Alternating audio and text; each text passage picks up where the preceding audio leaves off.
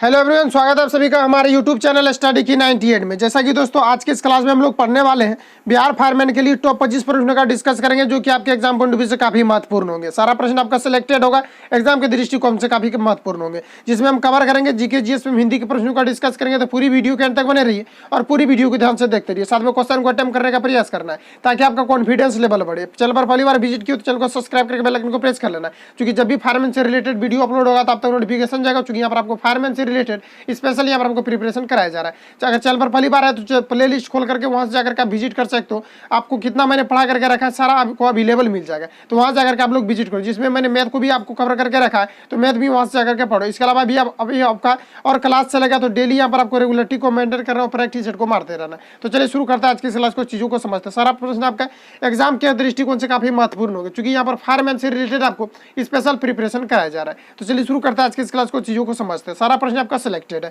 तो यहाँ पर एक नंबर में पूछा जा रहा है, प्रतिध्वनि सुनाई देने के लिए स्रोत और परावर्तक के बीच लगभग डैश की दूरी होनी चाहिए। तो बताइए कि हम लोग जो इको जो प्रोड्यूस होता है, इसमें क्या होता है कि किसी परावर्तक से जब हम लोग कहीं पर बोलते हैं तो वहां पर क्या होता है, किसी भी भवन में अगर हम लोग बोलते हैं तो वहां पर क्या होता है, इको प्रोड्यूस होता है और वो हमें पुनः सुनाई पड़ता है। तो इसके बीच का जो डिस्टेंस होना चाहिए, ये कितना होना चाहिए, ऐसा होने के लिए चीजों का आपको यहाँ पर पूछा जा रहा है। इसमें आपका लगभग 17 मीटर का डिस्टेंस होना चाहिए। Correct answer option number B यहाँ पर आपका करेक्ट हो जाएगा।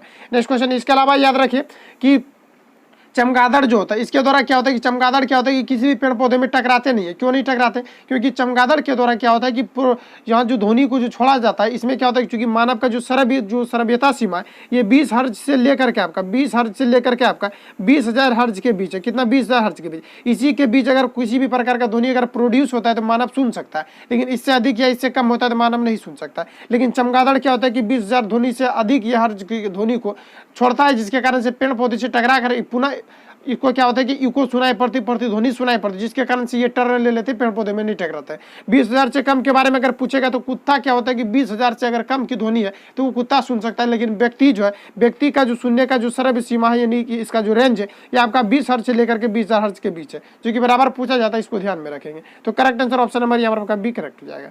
नेक्स्ट क्वेश्चन आगे बढ़ते हैं। नेक्स्ट हम लोग को पूछा जा रहा है 2 नंबर में, अभिसरण का बिंदु या वह बिंदु जिससे लेंस में किरणें उत्पन्न होती हुई प्रतीत होती है, उसे क्या कहते हैं? ये चीजों को आपको यहाँ पर पूछा जा रहा है। तो देखिए होता क्या है कि अभिसरण कहने का मतलब है कि क्या होता है कि ये कंडीशन जो होता है ये आपका उत्तल लेंस में होता है। उत्तल लेंस में क्या होता है कि जब किरण इस पर पड़ती है तो ये एक जगह पर अभिसरित हो जाती है। जैसे कि सर्च लाइट में उसमें जो लगा हुआ लेंस होता है वो आपका उत्तल लेंस होता है, जिसके कारण से क्या होता है कि जब सर्च टॉर्च को जब हम लोग जलाते हैं, चूंकि उसके अंदर में जो बना हुआ रहता है ये आपका अवतल दर्पण होता है। और अवतल दर्पण क्या होता है कि इसमें क्या होता है कि सभी दिशाओं में रोशनी ये क्या होती है कि फैल जाती है, लेकिन ये उत्तल लेंस के कारण से क्या होता है कि एक बिंदु पर अभिसरित हो जाती है, जिसके कारण से सर्च जो लाइट होता है इसमें आप देखते होंगे कि एक जगह पर बिंदु पर क्या होता है कि सारे फोकस के क्या होता है अभिसरित हो जाते हैं। तो इसमें अगर करेक्ट आंसर की बात करें तो यहाँ पर जो पूछा जा रहा है कि उसे क्या कहते हैं, जहाँ पर कि आपका प्रतीत हो जाती है, यानी एक जगह पर अभिसरित हो जाती है, उस बिंदु को क्या कहते हैं ये आपको पर पूछा जाता है। इसको हम लोग फोकस के नाम से जानते हैं। Correct answer option number B यहाँ पर आपका करेक्ट हो जाएगा। नेक्स्ट क्वेश्चन आगे बढ़ते हैं। नेक्स्ट यहाँ पर आपको पूछा जा रहा है 3 नंबर में, किसी पदार्थ की प्रतिरोधकता के मान से इसकी चालकता निर्धारित होती है। निम्न प्रतिरोधकताएं वाली धातु है। तो बताइए कि किसी भी पदार्थ की क्या होता है कि प्रतिरोधकता का जो मान होता है इसकी चालकता से निर्धारित होती है। तो इसकी चालकता से निर्धारित होती है, यानी किसी भी पदार्थ को मान लेते हैं कि आपका पदार्थ है, पदार्थ जैसे कि वायर है, तो वायर क्या होता है कि कुछ आपका कॉपर भी होते हैं, कुछ एल्यूमिनियम भी होते हैं। तो इसमें क्या होता है कि इसमें जो पदार्थ की जो प्रतिरोधकता होती है इसको निर्धारित कैसे किया जाता है? तो इसके चालकता के आधार पर किया जाता है। इसमें जो विद्युत धारा का जो प्रवाह हो रहा है इसको मेजर किया जाता है, तब पता चलता है कि इसमें प्रतिरोधकता कितना उत्पन्न हो रहा है। तो इसको पता करने के लिए किसका प्रयोग होता है ये आपको यहाँ पर। तो सुचालक की भांति अगर कोई भी पदार्थ अगर व्यवहार कर रही है तभी हम प्रतिरोधकता का पता लगा सकते हैं। जैसे कि ये मान लेते हैं कि ये आपका कॉपर का वायर है, तो इसमें क्या होता है कि प्रतिरोधकता का पता लगाना है, तो कॉपर क्या होता है कि विद्युत का अच्छा सुचालक होता है। जैसे कि चांदी मान लेते हैं, तो चांदी क्या होता है कि विद्युत का अच्छा सुचालक होते हैं। अच्छा सुचालक होने के कारण से इसमें क्या होता है कि पता चल जाता है कि इसमें कितना जो है आपका प्रतिरोधकता यानी रेसिस्टेंस जो उत्पन्न हो सकता है। ये कब पता लगेगा? जब कोई वस्तु सुचालक रहेगा तब। तो correct answer option number C हमारा आपका करेक्ट हो जाएगा। नेक्स्ट क्वेश्चन आगे बढ़ते हैं। नेक्स्ट हम लोग को पूछा, किसी तत्व में इसके बाह्यतम कोश में 2 इलेक्ट्रॉन होते हैं, आपको यहाँ पर पूछा जाए। तो बताइए कि किसकी यानी कौन सा ऐसा इसमें आपका यहाँ पर तत्व दिया हुआ है जिसके बाह्यतम कक्षा में इलेक्ट्रॉन की संख्या यहाँ पर आपका 2 होना चाहिए। तो यहाँ पर जैसे कि हम लोग मान लेते हैं कि पोटेशियम का, तो पोटेशियम का इलेक्ट्रॉनिक नंबर कितना होता है? एटॉमिक नंबर कितना होता है, दिया आपका 19 होता है। इसका अगर कॉन्फ़िगरेशन लिखते दिया आपका 8 2, उसके बाद यहाँ पर आपका 8 हो जाएगा, उसके बाद यहाँ पर आपका 9 हो जाएगा, ठीक है। 8 2 10 और 8 18 और आपका 19 पूरा रहा है, तो यहाँ पर आपका जो है 1 हो रहा है, लेकिन होना चाहिए कितना 2, तो ये आपका यहाँ पर गलत हो जाएगा। लिथियम की बात करें तो इसका जो परमाणु संख्या होता है ये आपका 3 होता है, 2 1 हो जाएगा। इसमें भी आपका 22वीं कक्षा में इलेक्ट्रॉन की संख्या 1 हो रहा है, तो ये भी आपका यहाँ पर गलत हो जाएगा, होना चाहिए कितना तो 2। कैल्शियम की अगर हम बात करें तो कैल्शियम का जो परमाणु संख्या होता है ये आपका 20 होता है। इसका अगर कॉन्फ़िगरेशन हम लिखते हैं तो 2 8 8, इसका आपका 2 हो जाएगा, लास्ट में 2 हो रहा है, तो correct answer option number C यहाँ पर आपका करेक्ट हो जाएगा। तो ये प्रश्न में आपको कह दिया गया है कि 22वीं कक्षा में इलेक्ट्रॉन की संख्या 2 होनी चाहिए। सोडियम की अगर हम लोग बात करें तो सोडियम में आपका 11 होता है, इसको अगर कॉन्फ़िगरेशन के रूप में अगर हम लोग लिखते हैं तो 2 8 1 होगा, तो यहाँ पर भी 1 हो रहा है, तो ये भी आपका यहाँ पर गलत हो जाएगा। Correct answer option number C यहाँ पर आपका करेक्ट हो जाएगा। नेक्स्ट क्वेश्चन आगे बढ़ते हैं। नेक्स्ट पूछा जा रहा है, सोडियम बाइकार्बोनेट के साथ हाइड्रोक्लोरिक एसिड मिश्रित होने पर निम्नलिखित में से कौन सी गैस निकलती है, ये आपको यहाँ पर पूछा जा रहा है। तो इसके पहले आपको यहाँ पर याद होना चाहिए कि सोडियम बाइकार्बोनेट का फॉर्मूला क्या होता है। तो याद रखिएगा कि सोडियम बाइकार्बोनेट को हम लोग खाने का सोडा भी कहते हैं, और धोने का सोडा क्या होता है, सोडियम कार्बोनेट है। इसका सूत्र की बात करें तो NaHCO3, ये आपका होता है सोडियम बाइकार्बोनेट का सूत्र। इसका अभिक्रिया कराना हाइड्रोक्लोरिक एसिड के साथ यानी HCl के साथ कराना है। HCl के साथ जब अभिक्रिया करा देंगे तो ये आपका जो बनकर के जो प्रोडक्ट आएगा ये आपका सोडियम क्लोराइड आएगा। इसके अलावा आपका H2O आपका जल बन जाएगा। इसके अलावा कार्बन डाइऑक्साइड पूछा जा रहा है, तो कार्बन डाइऑक्साइड भी बनेगा, जो कि इसमें पूछा जा रहा है कौन सी गैस का निर्माण होगा, तो इसमें आपका कार्बन डाइऑक्साइड का होगा। Correct answer option number B यहाँ पर आपका करेक्ट हो जाएगा।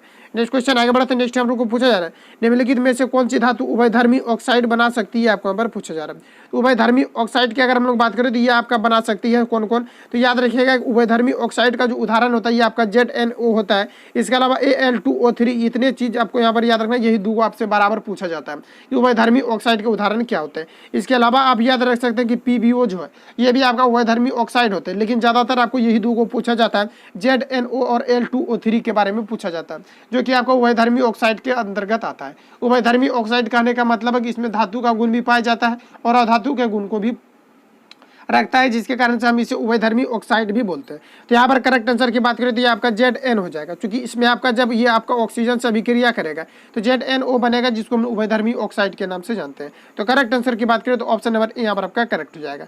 नेक्स्ट क्वेश्चन आगे बढ़ते हैं। नेक्स्ट हम लोग को पूछा जा रहा है 7 नंबर में कि थिएटर 2 एक अनुष्ठान में दिया जाने वाला नृत्य है, इसका मूल किस भारतीय राज्य से संबंधित है, ये आपको यहाँ पर पूछा जा रहा है। तो देखिए नृत्य से रिलेटेड आपको बराबर प्रश्न पूछे जाते हैं, तो याद रखना है नृत्य से रिलेटेड। बिहार का जो पूछा जाता है शास्त्रीय नृत्य क्या है, तो याद रखिएगा कि ये आपका जट जटिन है। जट जटिन यह जो है आपका ये आपका बिहार का शास्त्रीय नृत्य है, क्योंकि बिहार से एग्जाम है, ये आपका बिहार से रिलेटेड एग्जाम है, तो ये आपका पूछा जाएगा। तो करेक्ट आंसर की अगर हम बात करें थिएटर 2 एक अनुष्ठान है जो कि किस नृत्य का ये जो है किस नृत्य का मुख्य रूप से किस राज्य का भाग है, ये चीज़ों को आपको यहाँ पर पूछा जा रहा है। तो ये आपका केरल का भाग है। करेक्ट आंसर ऑप्शन नंबर यहाँ पर आपका करेक्ट हो जाएगा। नेक्स्ट क्वेश्चन आगे बढ़ते हैं। इसके अलावा याद रखना है केरल को मसालों का शहर कहा जाता है, बराबर पूछा जाता है। करेक्ट आंसर ऑप्शन नंबर यहाँ पर आपका करेक्ट हो जाएगा। नेक्स्ट क्वेश्चन आगे बढ़ते हैं। नेक्स्ट हम लोग को पूछा जा रहा है पीत के कार्य को डैश कहा जाता है, तो बताइए कि पीत के कार्य को क्या कहा जाता है, तो इसको पाइसीकरण कहा जाता है। करेक्ट आंसर ऑप्शन नंबर यहाँ पर आपका करेक्ट हो जाएगा।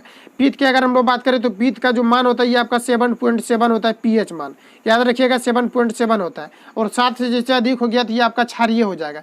क्योंकि 7 पर रहता है तो ये आपका उदासीन हो जाता है, जो कि आपका जल का pH मान की अगर हम बात करें तो ये आपका 7 होता है, और 7 से अधिक होगा तो क्षारीय होगा, 7 से कम होगा तो आपका अम्लीय होगा। लेकिन रक्त की अगर हम लोग pH मान की बात करें तो रक्त का कितना होता है, तो रक्त की अगर हम बात करें तो ये आपका 7.4 होता है। याद रखिएगा रक्त भी आपका क्या होता है, तो क्षारीय होता है। तो correct answer option number A यहाँ पर आपका करेक्ट हो जाएगा।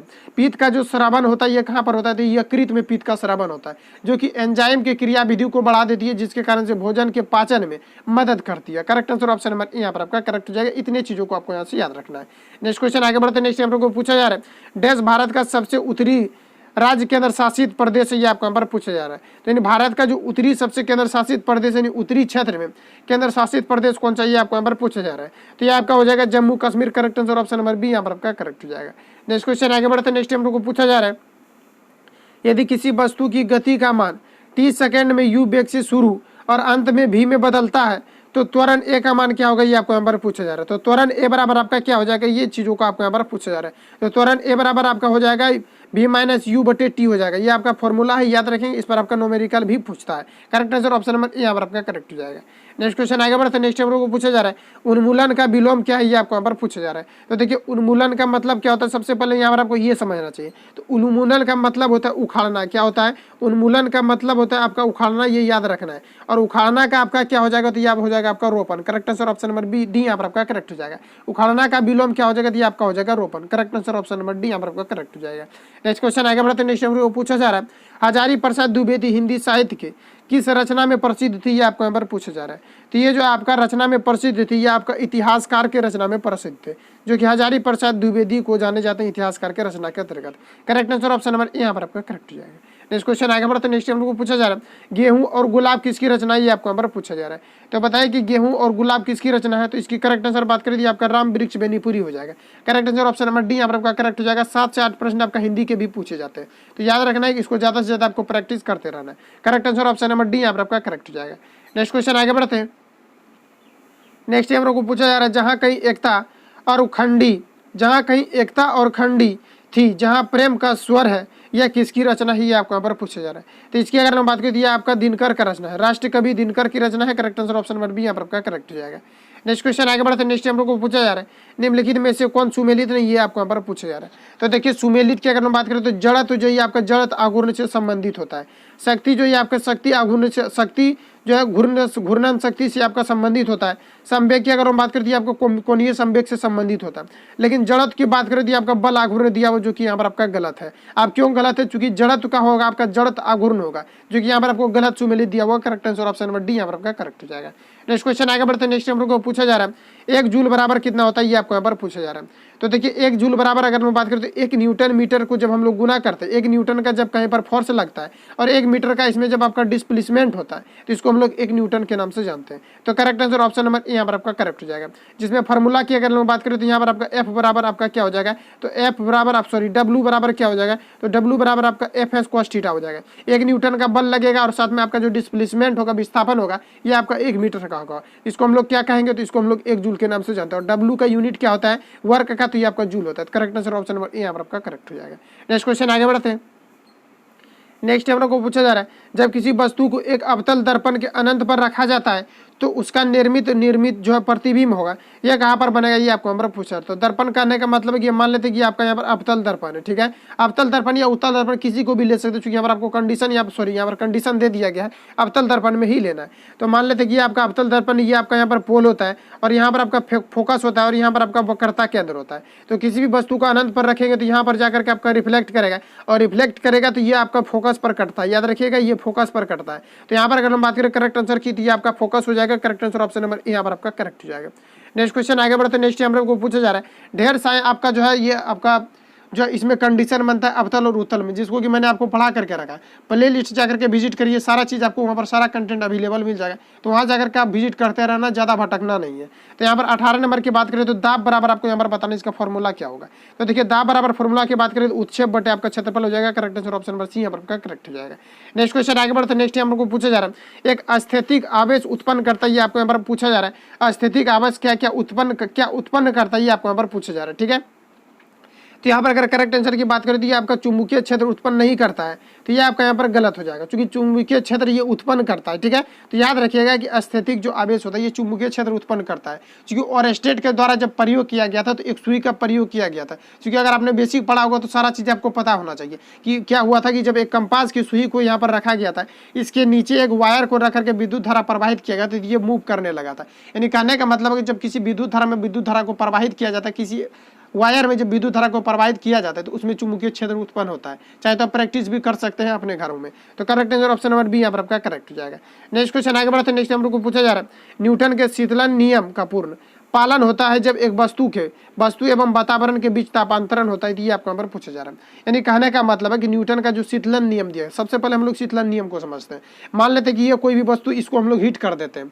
अगर इसको हीट करते हैं तो ये तो आपका हीट हो गया, इसके जो वातावरण यानी कि वातावरण में जो है, ये वातावरण में जो आपका उपस्थित जो यहाँ पर आपका टेम्परेचर और जो आपने हीट किया इसका टेम्परेचर एक दूसरे का अनुक्रमानुपाती होता है। तो इसी को क्या कहते हैं हम लोग, शीतलन का नियम कहते हैं। तो इसमें शीतलन का नियम जो पूर्ण रूप से पालन कब होगा, तो जब 10 डिग्री टेम्परेचर से आपका कम रहेगा। जिस वस्तु को आपने हीट किया है उसका अगर टेम्परेचर 10 डिग्री सेंटीग्रेड से कम है तब आपका क्या होगा कि ये शीतलन नियम को आपको पालन करेगा। कोई जरूरी नहीं है कि आपका 10 डिग्री सेंटीग्रेड में ही रहेगा, फ़ारेनहाइट में भी रह सकता है, केल्विन में भी रह सकता है, लेकिन दोनों कंडीशन में आपका केल्विन में ही होना चाहिए।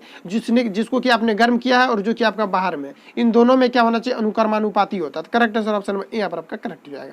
नेक्स्ट क्वेश्चन आगे बढ़ते हैं। नेक्स्ट हम लोग को पूछा जा रहा है द सोशल कॉन्ट्रैक्ट नामक पुस्तक के लेखक कौन है, ये आपको यहाँ पर पूछा जा रहा है। VVI क्वेश्चन है, आपका पूछा हुआ प्रश्न है, ठीक है। तो यहाँ पर करेक्ट आंसर की अगर हम बात करें ये किसके द्वारा लिखा गया है, तो याद रखिएगा कि ये आपका रूसे के द्वारा लिखा गया है, दो सोशल कॉन्ट्रैक्ट नामक पुस्तक। तो correct answer option number B यहाँ पर आपका करेक्ट हो जाएगा। नेक्स्ट क्वेश्चन आगे बढ़ते हैं। नेक्स्ट हम लोग को पूछा जा रहा है वियतनाम युद्ध की समाप्ति किस अमेरिकी राष्ट्रपति के समय में हुई थी, ये आपको यहाँ पर पूछा जा रहा है। तो देखिए वियतनाम की जो युद्ध हुई थी यह आपका 20 वर्ष तक लड़ी गई थी, और किस अमेरिकी राष्ट्रपति के शासनकाल में ये जो वियतनाम की युद्ध की समाप्ति हुई थी, ये आपके यहाँ पर पूछा जा रहा है। तो ये आपके निक्सन के समय काल में हुआ था। Correct answer option number B यहाँ पर आपका करेक्ट हो जाएगा।